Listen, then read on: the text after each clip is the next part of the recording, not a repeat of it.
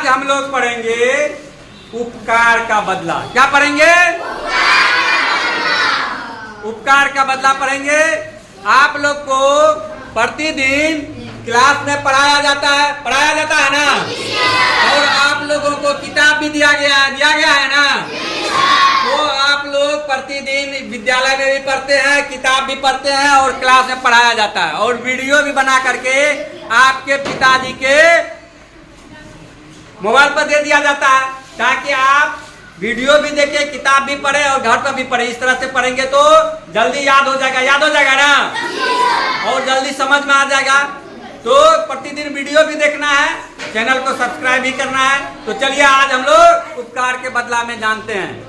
यह वर्ग 5 का अध्याय 6 है। उपकार का बदला में कहानी रामदेव झा लिखा है और इसमें मानव और जानवर के बीच के रिश्ते और दोनों के विवेक के बारे में, जानवर के विवेक के बारे में रेखांकित किया गया है। सोमन नाम का एक लड़का था। वह प्रतिदिन पंखा बेचा करता था। वह बहुत गरीब लड़का था और गरीब होने के साथ साथ पंखा बेच करके अपने परिवार का भरण पोषण करता था। वह प्रतिदिन पंखा बेचने के उपरांत वृक्ष के नीचे आकर के विश्राम करता था। गली में, मोहल्ला में, कचहरी में प्रतिदिन वह पंखा बेचता था। लेकिन दोपहर के समय में लोग आराम करने चले जाते थे, जिस वजह से क्या होता था, उनका पंखा नहीं बिकता था। तब वो क्या करते थे? तब वे पेड़ के नीचे आकर विश्राम करते थे। साथ में फुटहा, भुज्जा खा करके अपना समय बिताते थे। गुलगुला जो मिल जाता था वो खरीद के खाते थे। एक दिन वह देखता है, जब वह खाना खा रहा था तो उसके बगल में एक बगीचा था और बगीचे में बहुत सारे बंदर थे। वे बंदर भी आकर के उसके बगल में बैठ जाता था और टुकुर टुकुर उसको देखने लगता था। तब जाकर के सुमन को ये बात समझ में आई कि बंदर भूखा है और वो हमसे खाना मांग रहा। तब सुमन क्या किया? गुलगुले दे दिया उसको खाने के लिए। बंदर खा लिए गुलगुले। इस तरह से प्रतिदिन सुमन उस वृक्ष के नीचे आते थे। बंदर भी आता था और बंदर को ये गुलगुले खिला करके पेट भरते थे। एक दिन की बात है, सुमन का उस दिन कोई पंखा नहीं बिका। सुमन का पंखा बिकता था तभी वो भोजन खरीद के खाते थे। नहीं बिकता था तो उस दिन क्या हो गए? वो भूखे रह गए। वो क्या हो गए? बंदर प्रतिदिन की तरह उसके पास आकर के बैठ गया, टुकुर देखने लगा। लेकिन सुमन के पास तो कुछ था नहीं आज खिलाने के लिए। सुमन कहता है आज मेरे पास कुछ नहीं है खिलाने के लिए। या क्या करके वह सो गया। तब कुछ देर के बाद बंदर क्या किया? उसके पंखे की गठरी से 2 पंखे लेकर के अपने हाथों में दबाया और 3 पैर पर कूदते फांदते एक डेरा में चला गया। कुछ देर के बाद बंदर एक पका हुआ पपीता लेकर के आया। इधर सुमन का बंदर के पीछे जाना संभव नहीं था और सुमन कहता है आज लगता है इस पंखे का भी घाटा सहना पड़ेगा, क्योंकि बंदर ने पंखा लेकर के चला गया। अब इसका घाटा भी हम ही को सहना पड़ेगा। ये कौन बोला? सुमन ने बोला। कौन बोला? लेकिन जब कुछ दूर के बाद पपीता लेकर के आया तो सुमन के तरफ वह पपीता लुढ़का दिया बंदर। लेकिन सुमन सोया हुआ था।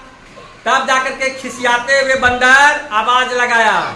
सुमन का नींद टूटा तो वह देखता है पपीता उसके तरफ लुढ़काया हुआ है। तो फिर सुमन पपीता को छुआ नहीं।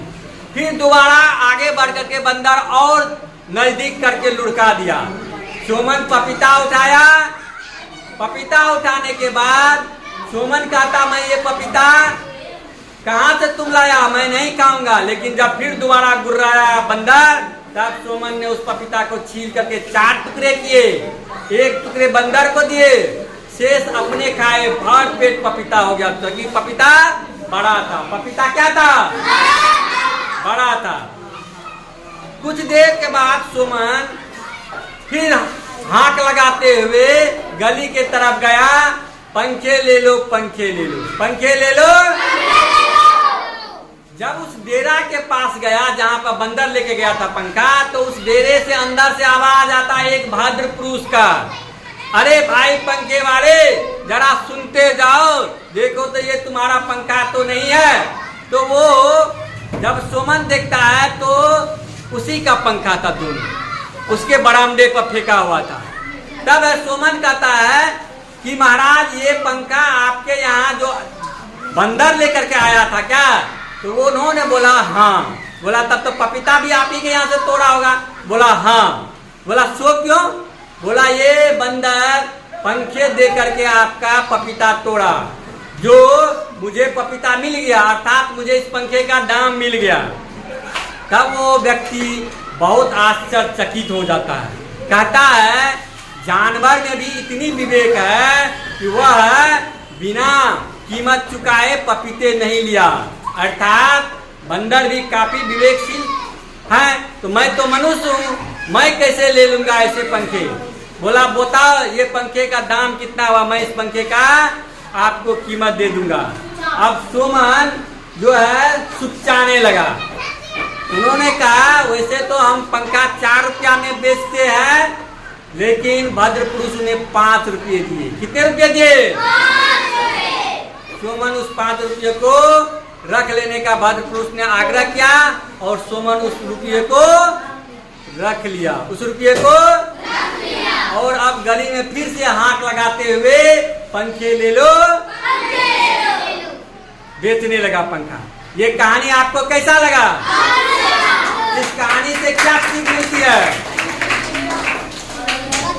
इस कहानी से यही सीख मिलती है, हमें ईमानदारी पूर्वक जीवन व्यतीत करना चाहिए, मेहनत करना चाहिए, हमेशा सच्चाई के रास्ते पर चलना चाहिए।